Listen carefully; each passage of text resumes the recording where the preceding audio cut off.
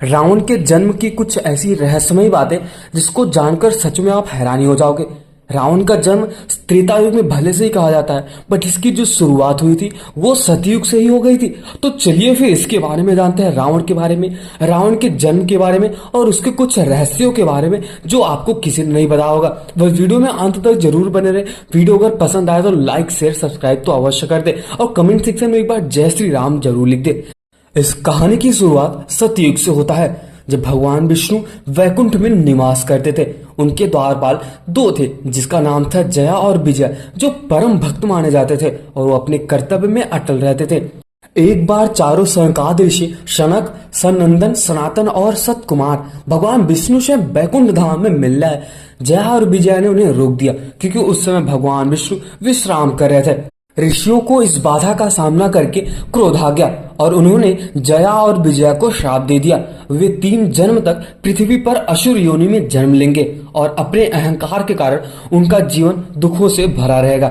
जब भगवान विष्णु को इसका पता चला तो उन्होंने इस श्राप को कम करने का प्रयास किया, लेकिन ऋषियों का श्राप टल न सका। जब भगवान विष्णु ने जया और विजया को वचन दिया कि प्रत्येक युग में उनके अवतार का सामना करेंगे और उन्हें मोक्ष की प्राप्ति देंगे, यहाँ से शुरुआत होती है रावण की, कुंभकर्ण की और हिरण्याक्ष और हिरण्यकशिप जैसे महान राक्षस और कंस की भी। तो शुरुआत करते हैं और हम बात कर रहे हैं रावण की, जो लंका का राजा बना त्रेता युग में और सबसे ज्यादा फेमस था। इसकी वीरता, तपस्या और विद्या का जिक्र हर एक युग में होता है। लेकिन क्या आपको पता है कि रावण की कहानी त्रेता युग में ही नहीं थी, बल्कि सतयुग में भी शुरू हो गई थी।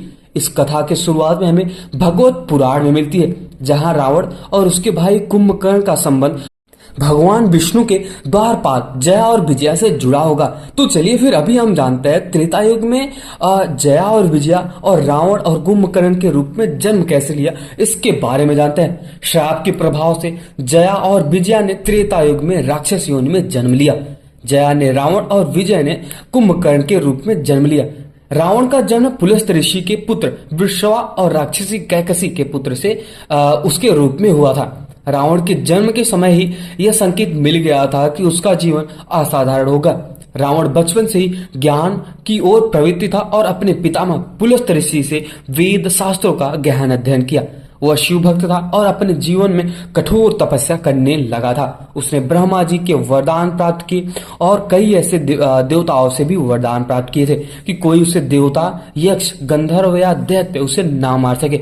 इसके साथ ही साथ उसने और भी अनेक प्रकार के दिव्य अस्त्र शस्त्र प्राप्त किए। इस वरदान के कारण रावण को कोई भी परास्त नहीं कर सकता था, जिसके वजह से वो अजय बन गया। अब हम बात करते हैं रावण और कुंभकर्ण के जन्म की विशेषता। रावण का भाई कुंभकर्ण भी उतना ही असाधारण था। वह महाशक्तिशाली था और उसके पास अद्भुत शक्तियां थी, लेकिन कुंभकर्ण का एक दुर्गुण यह था कि वो अधिक सोता था। जब वो तपस्या के दौरान वरदान प्राप्त करने के लिए ब्रह्मा जी के पास गया तो उसकी जीभ से गलती से निद्रासन का वरदान मांग लिया। वो ऐसा बोलना चाहता था कि मुझे इंद्रासन चाहिए, लेकिन उसके वजह से, उसको गलत बोलने की वजह से उसको निंद्रासन हो गया, जिससे वह हमेशा निंद्रा में ही रहता था। ब्रह्मा जी ने उसकी इस गलती को उसे हर 6 महीने के लिए जागने की शक्ति दी। अब हम बात करने जा रहे हैं द्वापर युग में पुनः जन्म और अंत की ओर बढ़ती यात्रा रावण और कुंभकर्ण के बारे में। भगवान विष्णु का द्वारपाल होने के नाते जय और विजय का दूसरा जन्म द्वापर युग में भी हुआ था। इस युग में वे कंस और शिशुपाल के रूप में जन्म लिए थे। शिशुपाल मथुरा का राजा और श्री कृष्ण का मामा बन गया।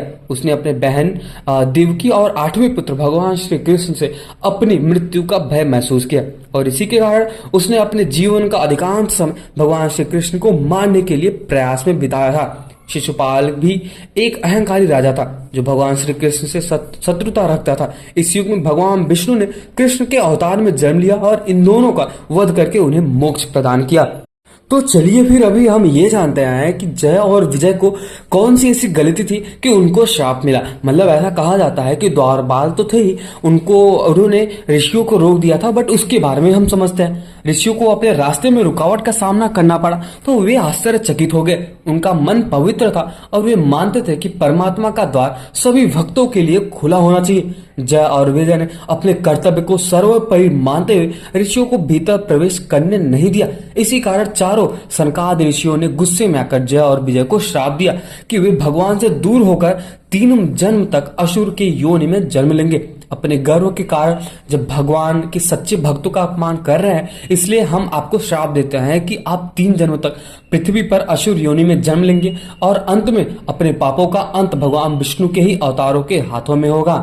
अब हम बात करने जा रहे हैं रावण की वीरता और अजेयता के बारे में। इस वरदान के बाद रावण अजेय हो गया और उसने पूरे ब्रह्मांड पर विजय भी प्राप्त कर लिया था। उसने देवताओं को भी अपने अधीन कर लिया था और इंद्रलोक, यमलोक और नागलोक पर आक्रमण करके उन्हें अपने अधीन ही कर लिया था। उसने यहाँ तक कि कुबेर का पुष्पक विमान भी छीन लिया था, जिससे वह कभी भी कहीं भी यात्रा कर सकता था।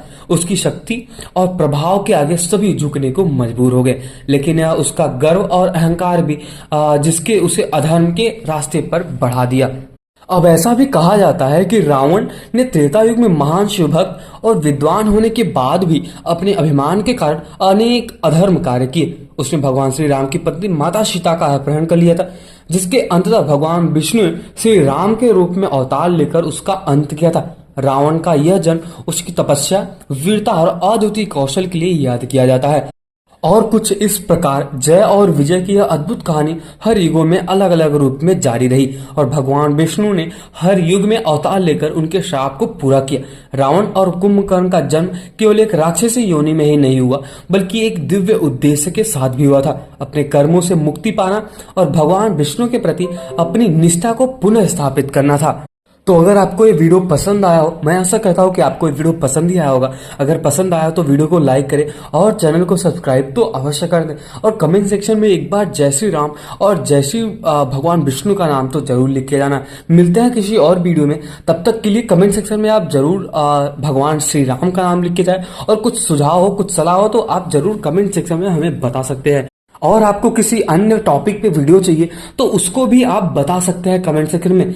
तब तक के लिए जय श्री राम।